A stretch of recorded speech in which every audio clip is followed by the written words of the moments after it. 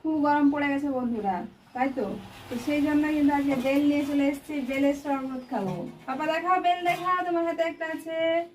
হ্যাঁ এই যে আমার একটা হাতে বেল। হ্যাঁ আমি খেয়ে উঠেছি এখন। হ্যাঁ, শরবত খাবো বলো। সব খাবো। হ্যাঁ, তো আমরা এখন একটু শরবত খাবো।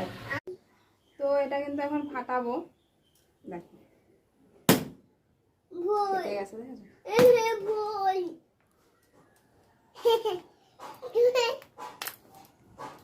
কি সুন্দর দেখো, আমারটা দারুণ গন্ধ পাঠাও। বেরোচ্ছে বেল থেকে, কিন্তু এটা আমারটা পাঠাও। খুব সুন্দর গন্ধ বেরোচ্ছে।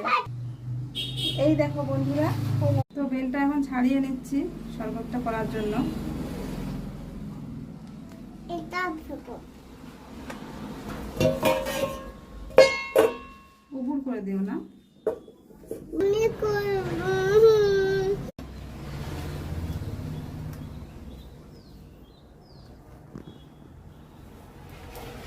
এটা কি হচ্ছে মা? তুমি হ্যাঁ হ্যাঁ, তুমি কিছু হবে না। না এটা কি করছো তুমি? খেয়েছো। হ্যাঁ, এবারে জলটা ঢেলে নিচ্ছি।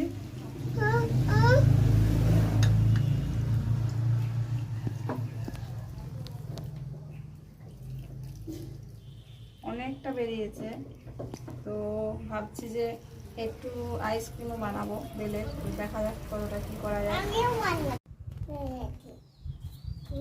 এখন বেল থেকে কিন্তু বেলের বীজ আর আঠাগুলো আলাদা করে নিচ্ছি। আগে একটু করেছিলাম শুকনো অবস্থায়, এখন জল দিয়ে যেটা হয়নি সেটা করে নিচ্ছি, তাহলে আঠাগুলো মুখে লাগবে না, বীজগুলোও মুখে লাগবে না। তো এখন আমরা কিন্তু ছেঁকে নিচ্ছি ছাঁকনিতে করে, তাহলে যেগুলো আছে সেই সিট টিটগুলো আর মুখে লাগবে না, সেই জন্য ছেঁকে নিচ্ছি। এতটাই মোটা যে চামচে করে আমাকে গুলাতে হচ্ছে, তবে ছাঁকা হচ্ছে।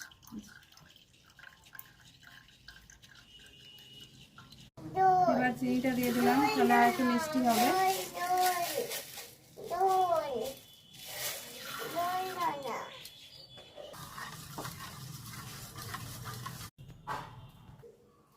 তো এখন শরবতটা কিন্তু রেডি হয়ে গেছে, এবার আমি গ্লাসে ঢেলে নেব।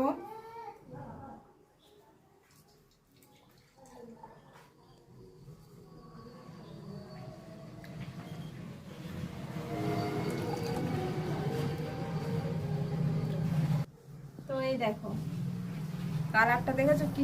তো ভিডিওটা কেমন লাগলো অবশ্যই জানাতে ভুলো না, ভালো লাগলে অবশ্যই লাইক কমেন্ট এবং সাবস্ক্রাইব করে দিও। সকলকে অসংখ্য ধন্যবাদ।